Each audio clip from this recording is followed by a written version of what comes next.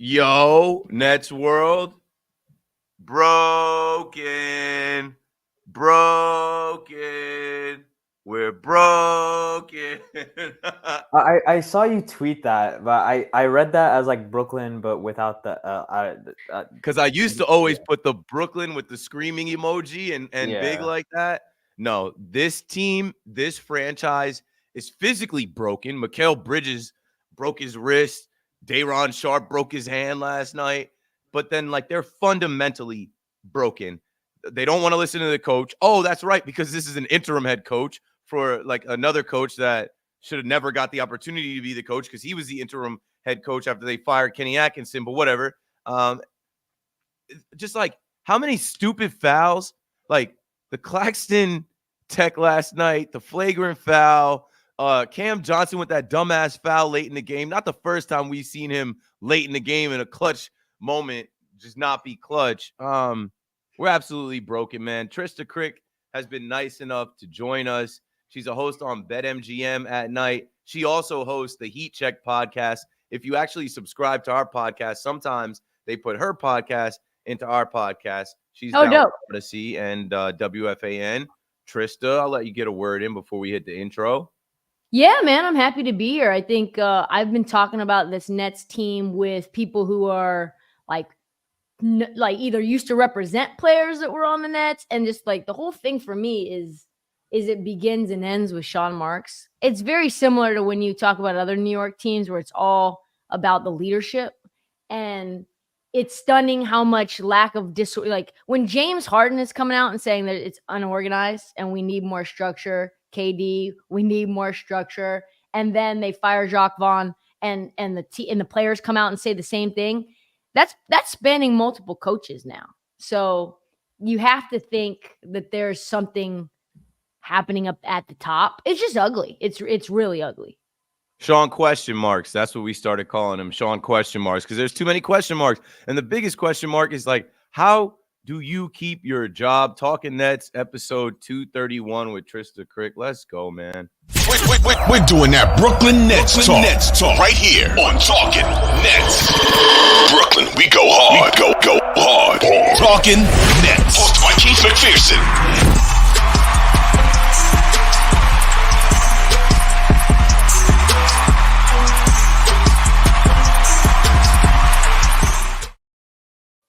Yes, sir. Welcome back to Talking Nets, episode 231. Keith McPherson, Alex Azarm, and special guest Trysta Krick. I come to you today on the second half of a back-to-back knowing we're about to get our ass kicked. I come to you today after being a stupid Brooklyn Nets fan and getting reeled back in. I know the Atlanta Hawks are trash, but I like winning, and I like watching winning basketball. And the Brooklyn Nets found a way to win back-to-back games where I said, yeah, here we go. Now we're going to make a run for the play-in. Now things are going to start to gel and look like, I don't know, a regular NBA basketball team. Fool me. Can't fool me again. Do you even want the play-in, though? Like, what's the point really. of that? Even if best case scenario, this team was to somehow get into the play-in and then somehow win 2 games in the play-in tournament and be an 8 seed. You don't want that Boston smoke. We want Boston. We want Boston, as I was the one in the viral video leading that pack. I mean, I didn't care. I knew, whether we wanted Boston or not, that's who we were getting. So I was in the Brooklyn Brigade in the block. I'm the only one that thought to record a video of the arena chanting, "We want Boston." And ESPN reached out like, "Hey, can we use this?" And I'm like, "Sure." And I was like, I should have said no. We sure got Boston.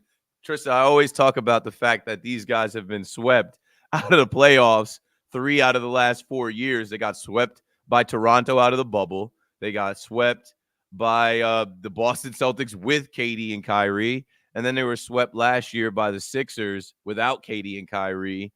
3 out of the last 4 years. 2021, you said you were at the game in the Bucks series. You were at those home games. It seems like a distant past. What I feel like with the Nets is just like, how did we get here so fast?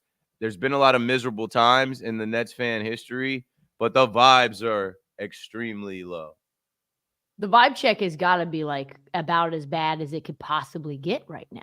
Like I think about this team and other teams that are in bad shape, like Memphis. I mean, do you guys even know who Matt Hurt is? Like, I don't know who Matt Hurt is. I guess he went to Duke. He's from Minnesota. He was one. I think he was the one putting buckets on your head last night. I became familiar with him last night, and we joked on a podcast. We beat them last Monday in Memphis, and I'm like, bro, they're rolling out guys that are G League guys that you never heard of, that like casual NBA fans, like, you don't know who they are. Like, casual NBA fans only can identify Marcus Smart, D Rose, and John Morant, and they're on the bench.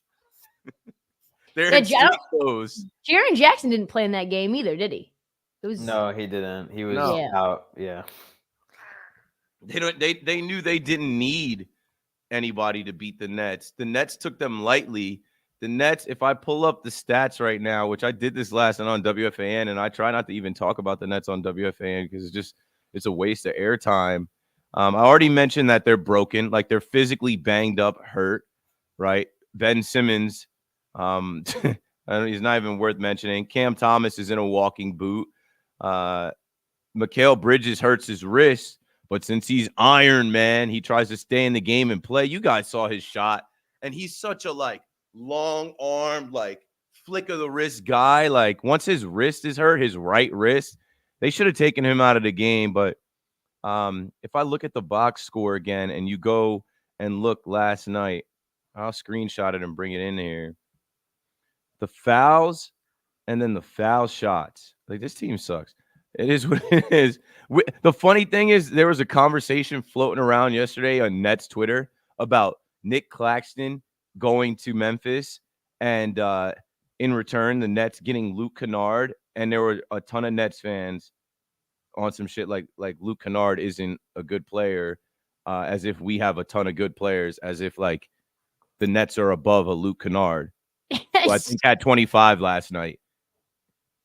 Well, I mean, I saw a bunch of Nets Twitter as well about that trade where it was, but I mean, it's Claxton. It would have been Claxton, Grizzlies first rounder this coming year, which is probably going to be a high pick because of how bad they are, and then a future first rounder in a sign and trade situation, which I wouldn't be mad about, because that would go into a rebuild and you don't have to pay Nick Claxton over the next 4 or 5 years.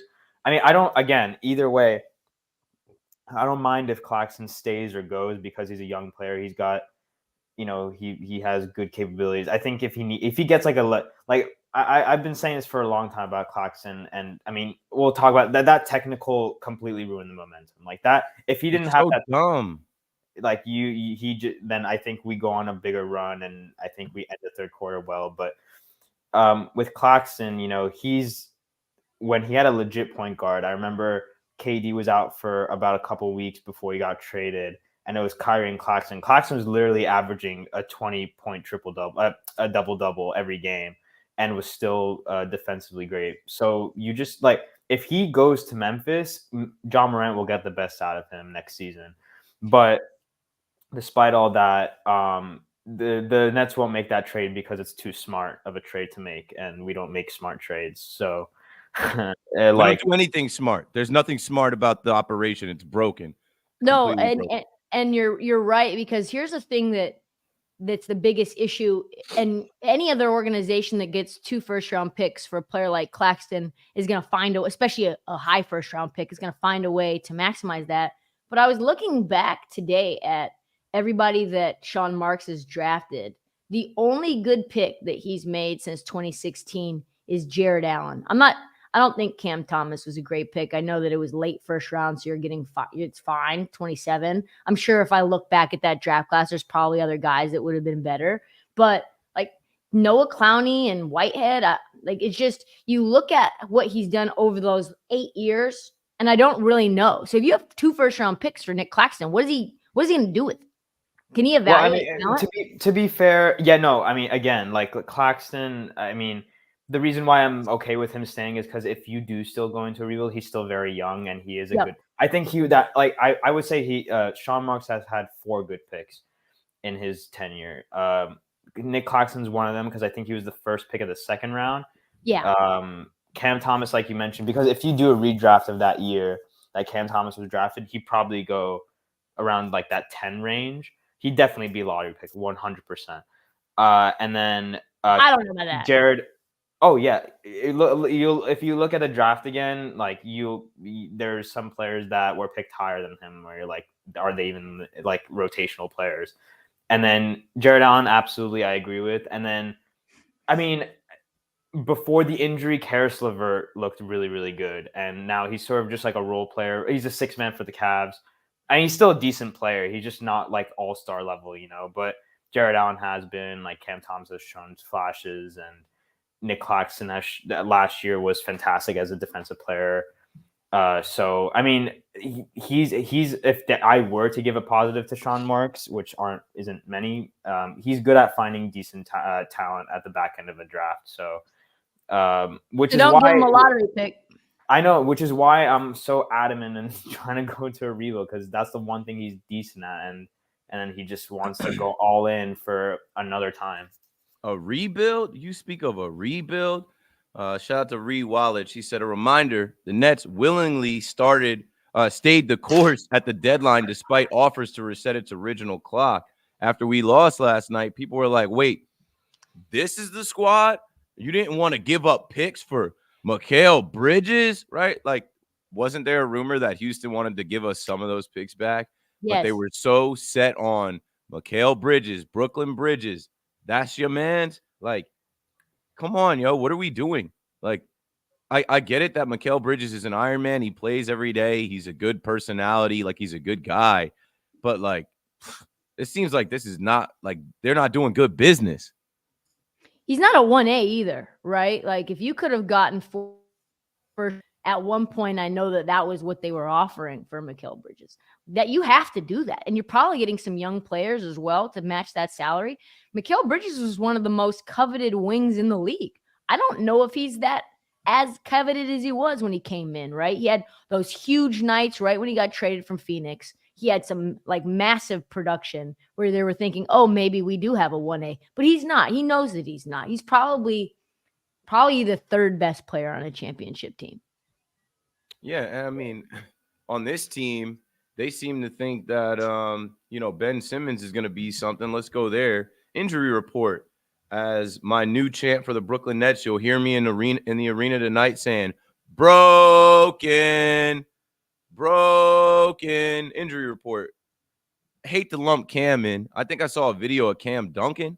So he's on his way back. Like, he's trying to come back. This is his second ankle sprain this year. And I think it's the opposite ankle. I think he sprained his left early in the season, and now he's got the right one. But Ben Simmons, that boy be shopping, carrying them shopping bags, messes up his back. That lower back is a real problem. It was a problem last year, the first year he was here, and here it is again. Now, whenever I bring up the BS, Ben Simmons, I always talk about the fact that, like, yo, why would you plan around him? And I always bring up the fact that nobody else was picking up the phone and staying on the phone with Daryl Morey. Nobody else in the league, I don't think, was taking that trade package. I remember screaming about, hey, Tyrese Maxey, we got to get their best young guy in that deal if we do the deal. And we'll see the Sixers tonight. They're going to smack us. They don't need Embiid, especially second half of a back-to-back. These guys lose how they lost last night. We'll see when the injury report comes out. I'll try and keep an eye on Twitter to see what happens with Day'Ron, what happens with Mikal Bridges. But, it's just bad when you take on Ben Simmons. And I think I saw, let me see if I can get Eric Slater's tweet up here. Eric Slater put out the number of games that Ben Simmons has played out of the number of games that he's been here for. And it's similar to KD and Kyrie. Right, it's actually way worse, but like at the same, because like I gotta give KD and Kyrie some credit. They did have moments where they were absolutely hooping, where they were balling. I saw a tweet that said if you combine all the games that Ben Simmons has played from when he first joined the Nets, he still wouldn't. 57 games. That's still not enough to To give him qualify for off, any awards for this season. It's 65 games. So also 57 out of a 178. And I just saw Eric Slater tweeted Daron's out for tonight, so that's another body missing. And Lonnie Walker's questionable, but I think he'll play tonight. But yeah, that's just for tonight, I guess. Damn, the hits keep on coming, bro. I host a betting show, so I'll probably just fade the Nets tonight.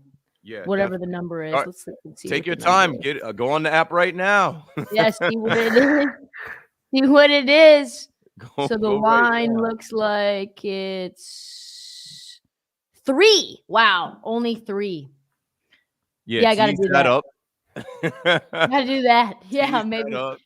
Have to get in now. I just got on ESPN Bet because they got me doing ad reads. I might have to jump on FanDuel, DraftKings. I'm in the building, so I might as well be making some money betting on the Sixers. No doubt. Let's see. Who do I think is going to go off tonight? You Tobias can do Harris. 8. If you do Sixers by 8, it's plus 200. Come on, son. Hold on. We about to get at least get this money. We're about to at least Come on. get right. 10 pays. Let's see. What else do we have here? And the Nuggets. I'm not. Add that with the Nuggets minus 9.5. That's plus 463. Spread is, Greg, it's 3. The actual minus 110 number is 3. Sean Marks does have to go. Is there some sort of, because I don't know, is there some sort of like connection between Joe Tsai and Sean Marks? I know that Sean and Steve Nash were super close from their time in Phoenix, but it feels like Joe just will not let Sean Marks go. I don't think he knows anybody else in basketball. I don't think he has any other like network. He knows a lot of people in lacrosse, though.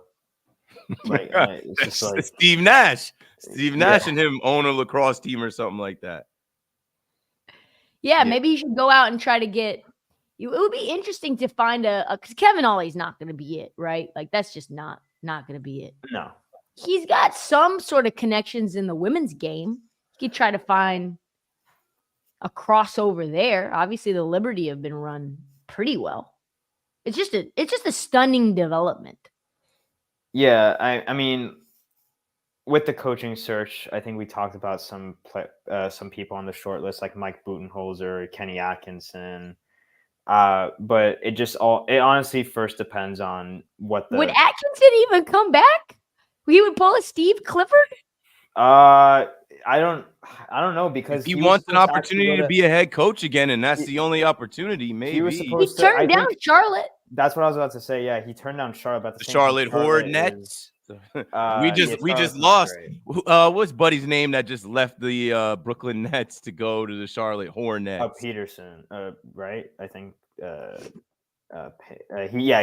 now took Jeff Peterson. Oh yeah, he was like an assistant GM.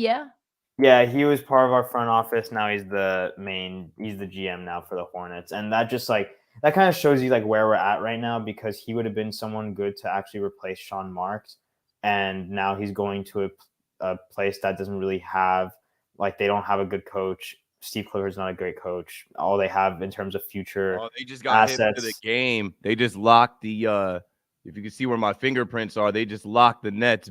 Like on FanDuel, I'm trying to I'm over here blitzing it. They're like, hold on, buddy.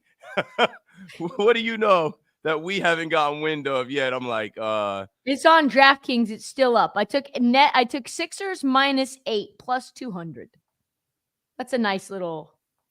Oh yeah, now it's locked. I think it was because it was in my bet slip. Both of us together, me and you, Keith. We've moved the line. We've shut it down. I just started blitzing that shit up like 8.5, 9.5, 10.5.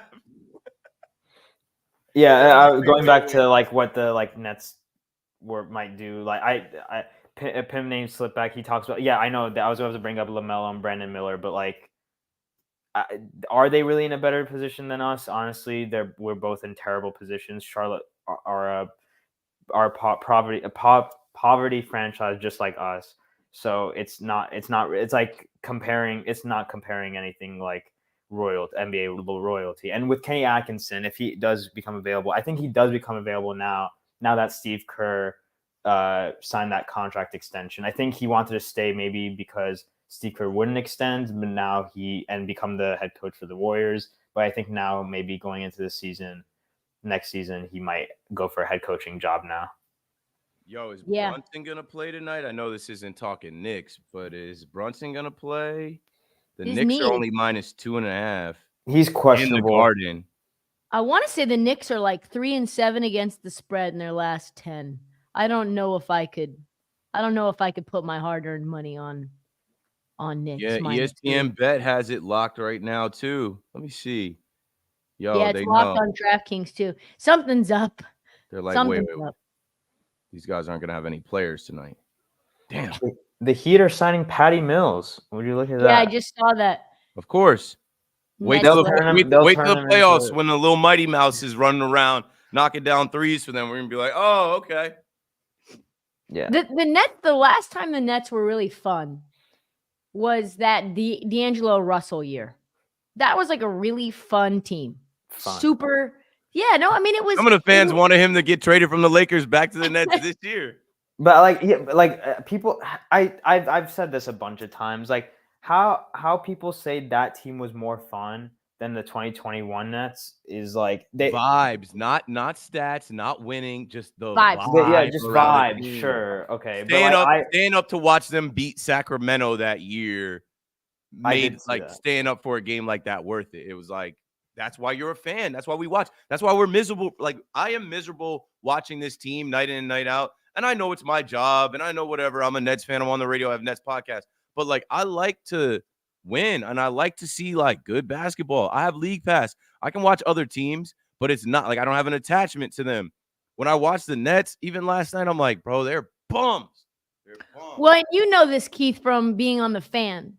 And you talk about the Nets even when it was Kyrie, KD, and Harden, and nobody cared. Even when they were winning. Completely. And, like – so – but and I asked them like, hey, what's it going to take for you guys to care about this team? And it's building organically and not just buying players and disrupting a culture to try to acquire stars. And you saw forever. Yeah. And Sean Marks can't do it. You saw Jared Allen talk about that recently too, where he was like, we were having fun. We were winning games. We weren't the best team, but the culture was good. And they destroyed that by going out and getting stars. You have to destroy. Okay, the line just moved from 3 to 1.5. Now it's back open on FanDuel. What happened? It's 1.5 now. Yeah, I'm still about to blitz this shit. I don't know. No, you have to destroy that. You can't win. Name me one franchise that's won based off culture. Like, name me one franchise that's won by acquiring stars. LeBron. Stars. Stars. The Heat. They but got Chris D-Wade D-Wade was already the there. Toronto Raptors got Kawhi Leonard on a 1 year. But they already had the culture. What culture?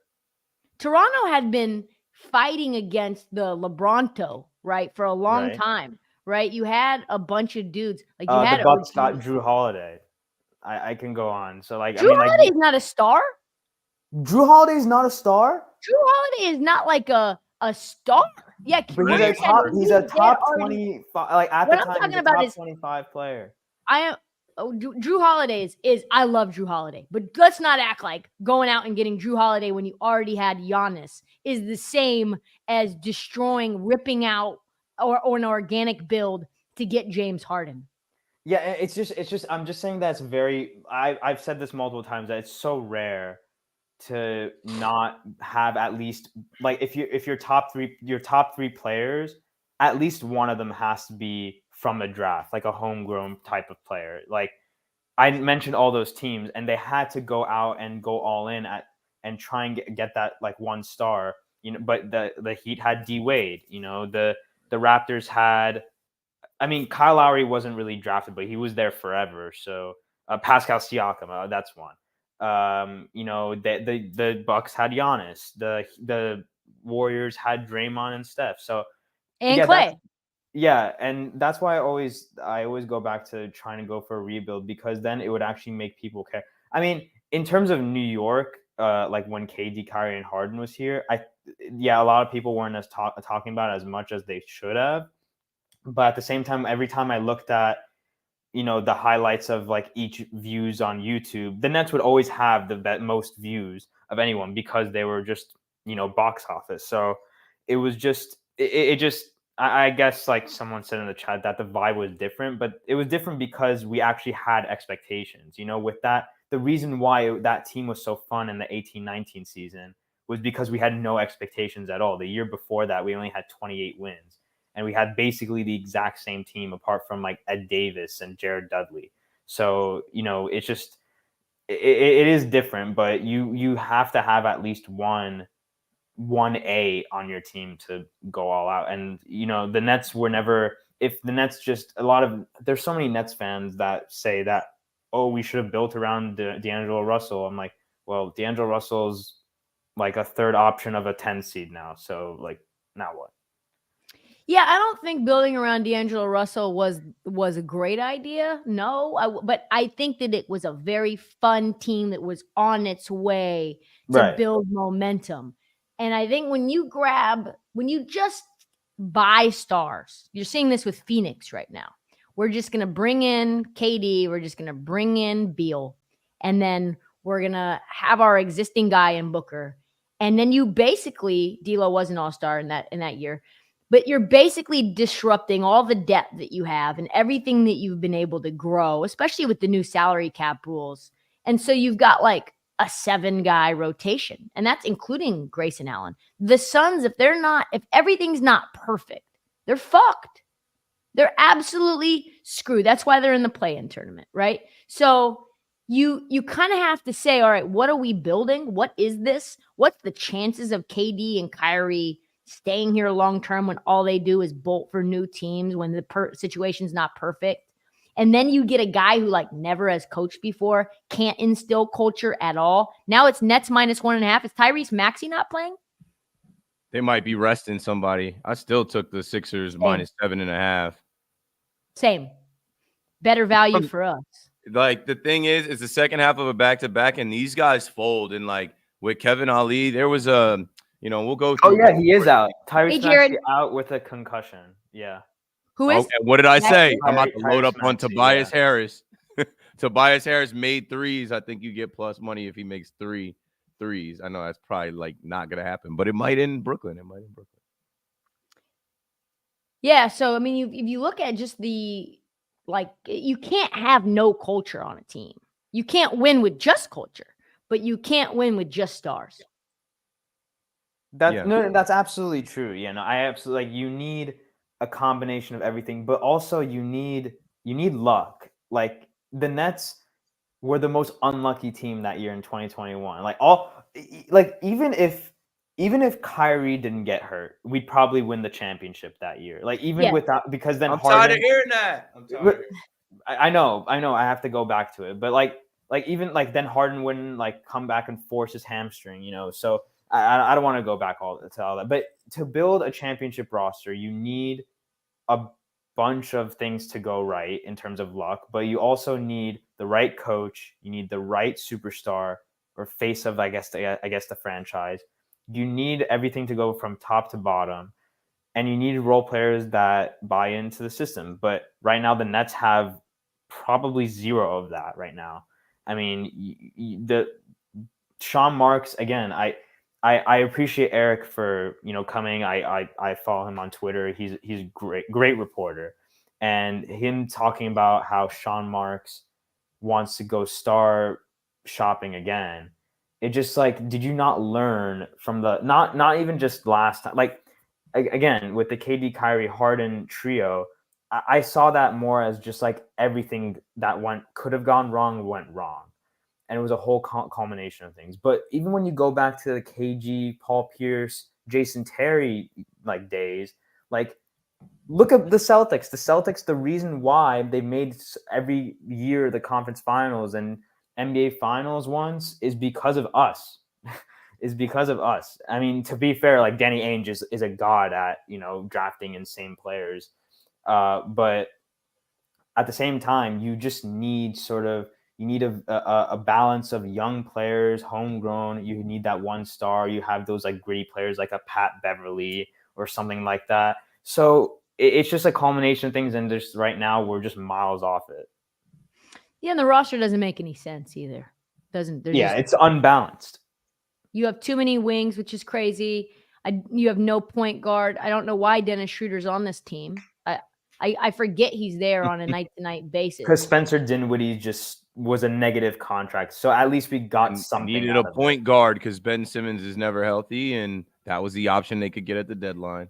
You're supposed to have you're supposed to build your offense around Ben Simmons is the only way that it works with Ben Simmons, but you can't really do that because you don't know when you're going to get Ben Simmons. Jacques Vaughn lost his job thinking that, oh yeah, training camp, Ben Simmons looks good, we're gonna build around him. It's nonsense. All right, let's go back in time. I've wanted to get Trysta on this podcast for weeks, not just because it's Women's History Month now, but since I saw her put out this, I was like, yeah, she gets it. Trouble. Did you see what they did the other night? I did not. Okay, so they're playing the Bucks, and the Bucks have been on the road. They had played 3 games in 5 days. They end up resting every single starter and then some. It was like Noah Clowney out there, and Trendon Watford. Mikal Bridges has one of the longest streaks, I think, if not the longest streak of starting in the NBA. So they let him play a quarter. This is over the Christmas holiday, PJ. Yeah. They sold out Barclays and then some. They had to put in 1,000 extra seats, and they set everyone against the Milwaukee Bucks. Wow. And they ended up losing by over 20, even though it was a close game. Even at halftime, I think they were down 3. And Jacques Vaughn's like, I don't need to give you an explanation. I think I hate the Nets. I think I hate Sean Marks. Sounds like it. Yeah, the Nets are a team that feels like they're desperately trying to tank for no reason because they don't have their own picks. Bars. I mean, spoken like a true Nets fan. And you know what's crazy? About, like, I agreed everything with what you said, but the crazy thing is we had a winning record at the time. So, like, Yeah. why would you We felt like we could have won that game that night. And I think it was actually like at some point in the third quarter, it was a tie game, or we were up by 1 or something like that. Yes.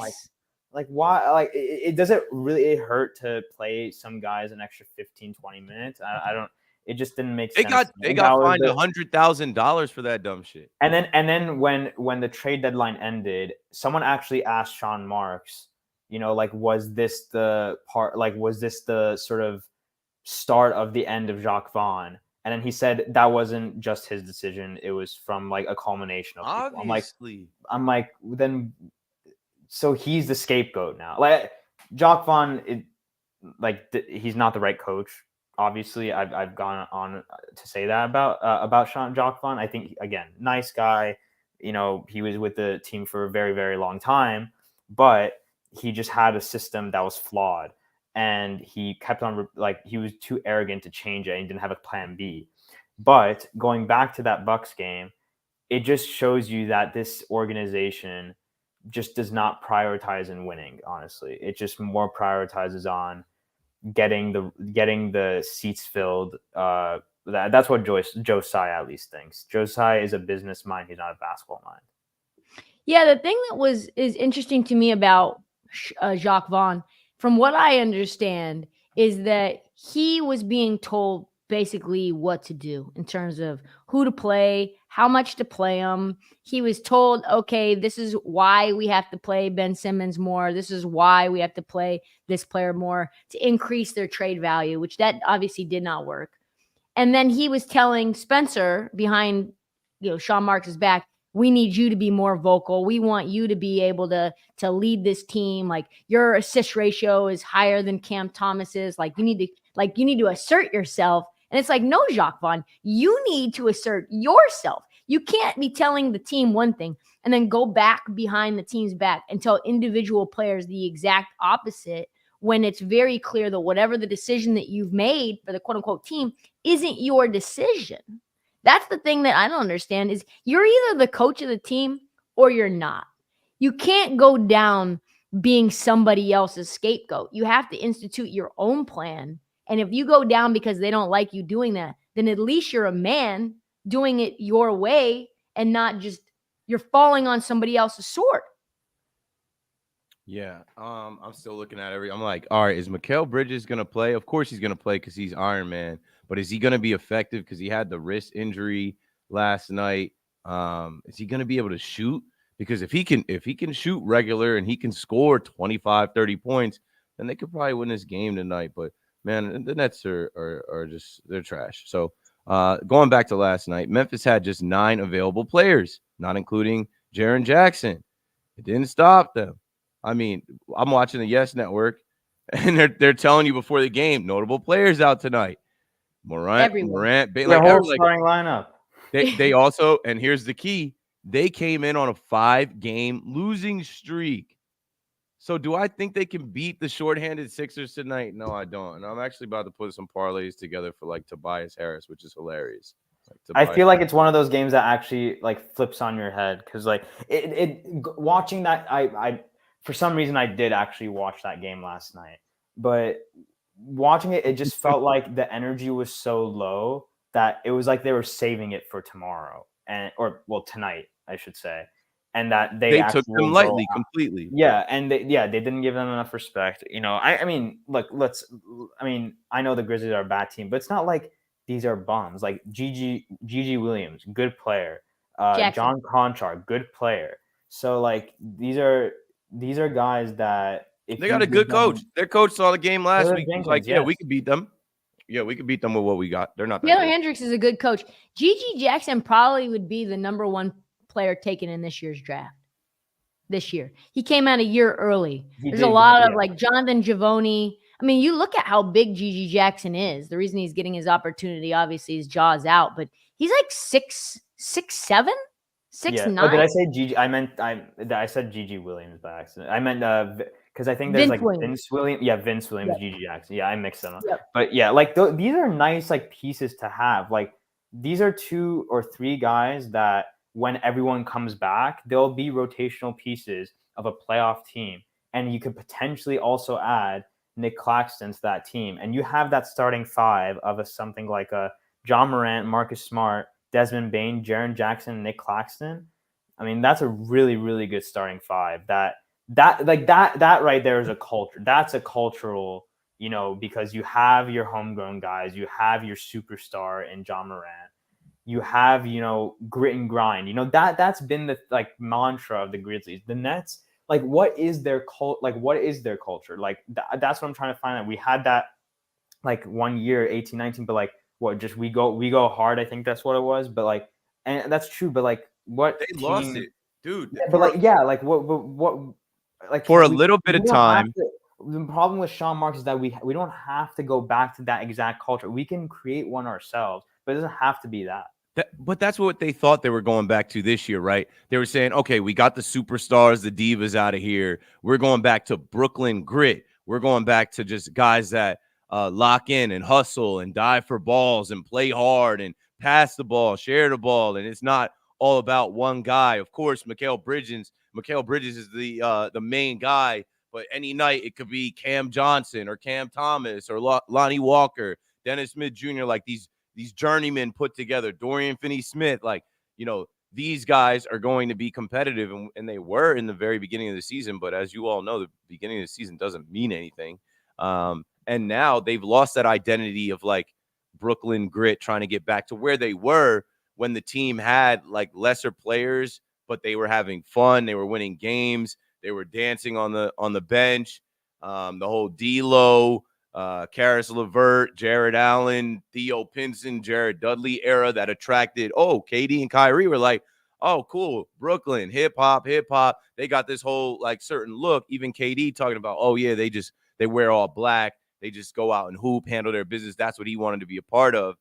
Nah, I think it all starts and ends with Sean Marks, and the Brooklyn Nets have beat 2 teams that are above 500 since Christmas, and that's where this thing all went downhill. Like Trysta's video, it was December 27th. It was the weekend that most people are like, oh, we got family home. They sold out Barclays Center. It was capacity. You know, there's some Nets fans that feel some type of way about Giannis and the Bucks. You know, I hate Giannis. You know, I've talked about how he's a bull in a china shop, how I feel like they don't know how to call his game correctly. Like, he can do whatever he wants, run and dunk, man. How this guy just like, he has these corny ass dad jokes, but really he's not what you think he is. He's knocking ladders out of the way. This guy's chasing after guys to get a ball in Indiana. I could go on about Giannis. I'm just not a Giannis fan. But yeah, we got The question that I keep voicemails before we get to real quick. Oh yeah, go ahead. No. We got 15 minutes left. It's just a warning. Oh, I was just gonna say that the question that I keep coming back to is like, what's the plan? Where are we going? Because you look at, say, Atlanta. Atlanta goes and trades for DeJounte Murray. It doesn't work. We know it didn't work, but we at least kind of know why they did it and where they were trying to go. Like they've got a Nekia Kungwu. They move Clint Capella to the bench. So you're like, okay, they need defense, so they get a guy from San Antonio first in defense. Doesn't work, but we kind of understand what they were trying to do. I don't even understand what the Nets are trying to do now moving forward. Like, is Sean Marks like Bobby Fischer and he's setting up the chessboard where all of a sudden we wake up and it's like, oh, like this is what they are? It all makes sense now. It didn't, and now it does. I don't think so. I think what Sean Marks is trying to do. This is what Eric said. So don't fight me when I'm talking what Eric said. But he basically said that he's going to try and go for a big trade during the offseason, go for the new coach. And I mean, obviously the name out there is Donovan Mitchell because he probably won't sign the extension with Cleveland. And then you try and build around him and Mikal Bridges. And then in 2025, with such the amount of cap space we'll have with no more Ben Simmons and, probably no more Cam Thomas or Nick like everyone else is basically sort of just a question mark. You sort of build around Donovan Mitchell and Mikal Bridges and get another big player to build around to make sort of your own big three. And then Eric said basically saying that if that doesn't work out, if they aren't able to make those trades, if they aren't able to get the big free agents, then at the end of next season where Mikal Bridges still has some sort of value left with his contract, then he will sell. At the lowest possible moment. Exactly. Basically, the lowest value of Mikal Bridges' career. Basically, he's going to like give it one more try before he like throws in the white towel when he should have already done that. Yeah, I'm not rolling. All right, let's play. I think Big Fan Breezy was in the chat early. And Big Fan Breezy is always dropping voicemails early. Make sure you guys check out his pod. Yeah, he said W chat, W guess. What up, Talking Nets? So I think this voicemail was from Breezy yesterday. Let's see what Big Fan Breezy had. Probably a lot happier than he is today. Yeah, because this is before the game last night. Yo, what up, Talking Nets? What's going on? Keith, what's going on? Oh, man. Adam, man. Yo, what's going on, y'all? I was calling to say that I see the difference in the Mikal Bridges game when he got an adequate point guard because of the spacing that Schroeder creates. Cam Johnson and Bridges could get more uncontested three-pointers because of the spacing that Schroeder creates that Ben Simmons did not create, because Schroeder is going to get that midi off the pick and roll, or he'll attack the basket, and he can space the floor by shooting the three ball. Those three things make us a better team. Kevin Ollie is running sets. It's not just a dominant point guard with 20 assists. You got Schroeder with assists. You got DFS. You got Daron Sharp with assists. I mean, KO. I call him Coach TKO, you know what I'm saying? Because he's a knockout coach. You know what I mean? My favorite coach. He should have been a coach since the beginning of the season. I like what he's doing. I'm confident in tonight's game versus the Grizzlies. I see your show coming on at 1 o'clock tomorrow. I'll be there for that. And I think we win. And I think it's going to be a 3-game win streak. Hopefully my word rings true. Shout out to Talking Nets. I'll see y'all soon. Peace. Yeah, that was yesterday at 4 o'clock. I don't want any Nets fan. If we do win today and there's like a big performance by, I don't know, let's say Mikal Bridges or Cam Johnson, I don't want any Nets fans to jump back on, oh, we can make the playoffs again. Like I read, I think that one of the first comments in the chat was basically saying like, this season is done. I'm like, I've seen that about 10 times. Yeah, Rahala said, I'm done with this team. I'm like, well, weren't you done with this team like 2 weeks ago, and the week before that, and the week before that? Like, A year stop ago at the trying trade to drag deadline. yourself back in. Like, the season's been over probably since January, December, January. Yeah. It's like when you have a boyfriend or a girlfriend that just keeps fucking up, and like they bring you flowers for one day, and like they take the trash out. I know and you're like, no good. I know you're no good. Yeah, I don't know why I keep letting you back in the house. It's like Dua Lipa says. You just like don't let him in. Don't take his calls. If they win tonight against the Sixers with no Tyrese Maxey, do not get reeled back in thinking this is a play-in team. For what? Yikes. Well, thanks for joining us, Trysta. Thanks for joining us, everybody in the chat. I actually don't know now as I'm looking at the line movement. Like we were live on this. Now it's Brooklyn Nets -1. So that moved from Brooklyn Nets +3 to Brooklyn Nets -1 in the time that we started and ended this podcast. And we learned that Day'Ron Sharpe and Lonnie Walker aren't going to play. And Tyrese Maxey, I think, was the biggest line mover. And now I want to get some more information on what the Nets are going to do and what their plan is. But I'm going to the game tonight. If you guys are in Brooklyn, I'll see you out there. My main chant, if they start to suck, I'm going to hit them with that. Broken. That's my new one. You got the credentials on and you're just heckling the team? Yeah, I'm being there with the credentials on, like, broken. Broken and be like, yo, Keith doesn't give a damn. He is different. I mean, I just keep it a buck, yo. I just keep it real. Like, if they don't hear us, if they don't hear the fans, then like who are they hearing? They're not hearing anyone. Like them telling themselves that this is fine and this is okay.